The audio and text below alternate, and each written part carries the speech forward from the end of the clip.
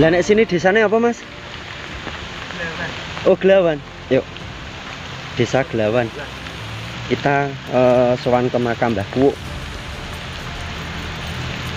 Iya amblong, Mas. Jirate tugel. Kira makame sapa ora di rumah mesake. Watune apa? Kabotan watu yang jelas. Entor ngono sapuk. Heeh. Heeh, itu sepuh kan. Kayak Paku Buanan ya.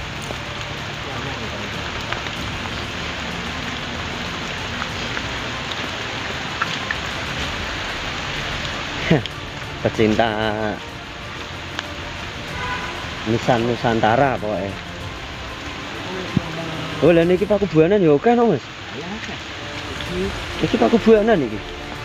Wah, iki gede pala iki. Oh, ketutup. Nah, ini. Ini Paku Buanan 1800-an. Ini. Terus ini. Assalamualaikum. Oh, Apa?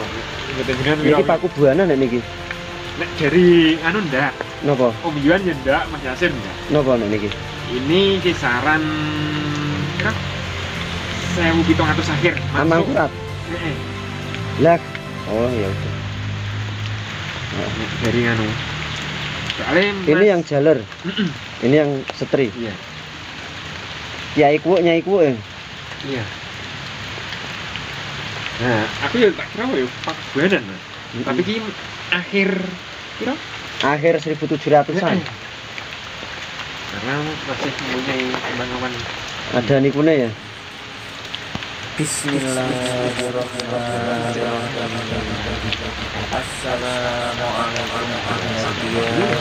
Ahli warisnya ada tuh.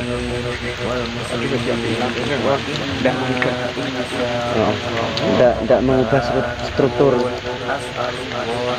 jirat.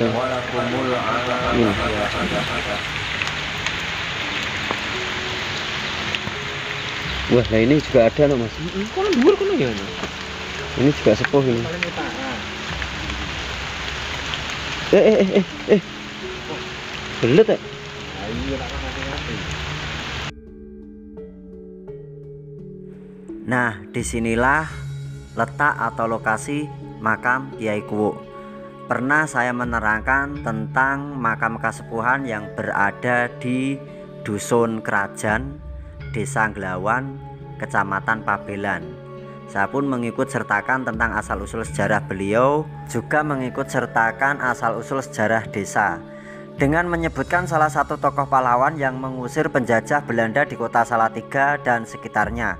Tokoh yang terkenal dengan keberaniannya adalah Pangeran Diponegoro, merupakan putra Sri Sultan Hamengkubuwono III yang menikah dengan Raden Ajeng Mangkorowati dari Pacitan, Jawa Timur. Diceritakan bahwa Pangeran Diponegoro mempunyai anak didik yang bernama Raden Noyodipo atau lebih dikenal dengan Kiai Luwuk. Tokoh tersebut yang akhirnya menjadi cikal bakal desa Glawan. Apakah pusaranya ada di desa tersebut? Ya, makam beliau ada di salah satu dusun yang bertoponimi Krajan. Bahkan makam tersebut sudah saya tulis dalam narasi blogger dengan tema Makam Kiai Noyodipo atau Kiai Luwuk, dan sudah saya abadikan dalam bentuk video yang berada di channel YouTube saya ini. Memang di dusun setempat terdapat dua komplek makam kasepuhan dengan pahatan atau langgam nisan Paku Buanan. Yang satu makam Kiai Luwuk dan yang kedua makam Kiai Kawuk. Ada sedikit kejanggalan yang memberatkan pikiran saya tentang kisah cerita di balik kedua makam kasepuhan yang berada di dusun tersebut, antara Kiai Kawuk dengan Kiai Luwuk. Walaupun makam tersebut sama-sama berada pada satu dusun dan desa yang sama, pandangan warga setempat memiliki perbedaan dengan langgam pahatan nisan dan jirat makamnya, karena yang diyakini warga hanyalah kisah cerita secara turun-temurun saja. Penuturan warga setempat, makam kasepuhan Kiai Kawuk dengan makam kasepuhan Kiai Luwuk terhitung rentan waktunya lebih tua makam Kiai Luwuk jika dibanding dengan makam Kiai Kawuk. Padahal jika saya mengamati pahatan nisan lebih tua Kiai Kuwuk, tidak heran jika hal demikian terjadi di tempat tersebut, karena kejadian yang sama pun masih banyak di daerah-daerah lainnya. Kedua makam tersebut saya jadikan bahan untuk perbandingan saja menurut pribadi saya, yang mengacu pada sebuah buku yang ditulis berdasarkan penelitian arkeologi dan disahkan oleh instansi pemerintah. Buku tersebut berjudul Nisan-Nisan Nusantara, penulis M. Yasir Arafat dari Jogja. Buku tersebut mengupas tentang nisan-nisan Nusantara, mulai dari nisan Kasepuhan Demak Troloyo sampai nisan-nisan Pakubuanan Bahatan Pantura. Perbedaan antara nisan makam Kiai Luwuk dengan pahatan nisan makam Kiai Kuwuk adalah jika pahatan nisan Kiai Luwuk merupakan pahatan Pakubuanan abad ke-19 atau setara dengan tahun 1800-an. Komplek makam Kiai Kuwuk dan Nyai Kuwuk yang berada dalam satu lokasi yang sama namun beda tempat. Jarak antara kedua komplek makam tersebut kisaran 250 meteran, dalam arti masih satu wilayah pedusunan. Jika mengamati pahatan nisan Kiai Kuwuk, pahatan tersebut masih mengikut sertakan ciri khas dari pepundenya, yaitu Mataram Islam. Pahatan tersebut berupa hiasan kembang awan yang berfungsi sebagai identitas dan penghias, yang berada pada tubuh nisan di bagian samping kanan dan kiri. Hiasan kembang awan merupakan ciri khas dari nisan-nisan sepuh Langgam Hanyokro Kusuman Ageng dan Hanyokro Kusuman Alit atau Amangkurat. Pahatan nisan demikian merupakan pahatan nisan masa peralihan yang dikembangkan oleh generasi berikutnya. Nisan-nisan akhir dari pahatan Amangkurat dan Hanyokro Kusuman Alit, awal dari pahatan nisan Langgam Pakubuanan. Jadi untuk kesimpulannya, dari kedua makam Kiai Kuwuk dan Kiai Luwuk lebih tua makam Kiai Kuwuk dengan memvisualkan pahatan batu nisan.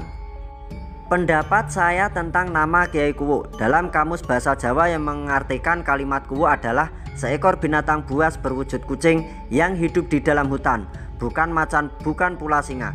Kuwuk merupakan hewan yang aktif, cerdas dan pandai berburu untuk mencari mangsa. Kucing tersebut termasuk hewan predator pemakan daging, disebut juga sebagai macan akar. Salah satu ciri khasnya adalah menyukai tempat yang lembab dan rimbun. Bahkan mereka bisa bertahan hidup dalam kondisi cuaca ekstrim sekalipun.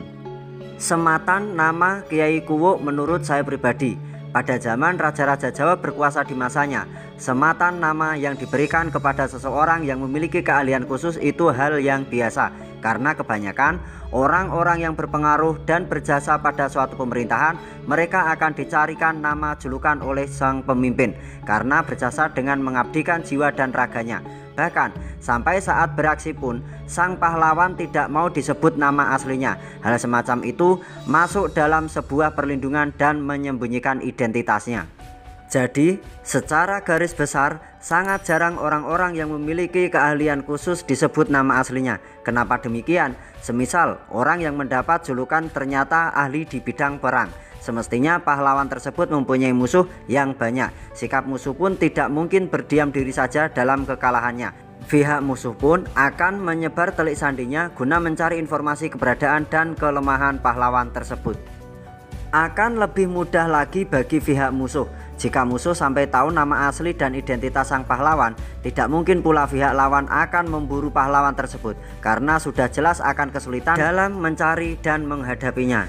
Pihak musuh pun akan mencari kelemahan sang pahlawan dengan menjadikan anggota keluarganya sebagai tawanan perang. Itulah salah satu fungsi nama julukan pemberian dari sang pemimpin kepada seseorang yang dianggap sebagai pahlawan.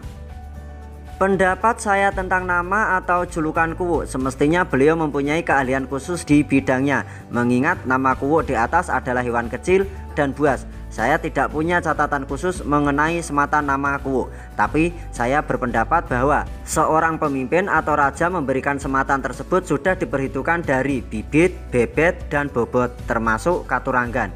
Ingat, manusia juga memiliki katuranggan loh. Katuranggan adalah istilah menyampaikan sebuah sifat yang berbentuk penilaian fisik manusia.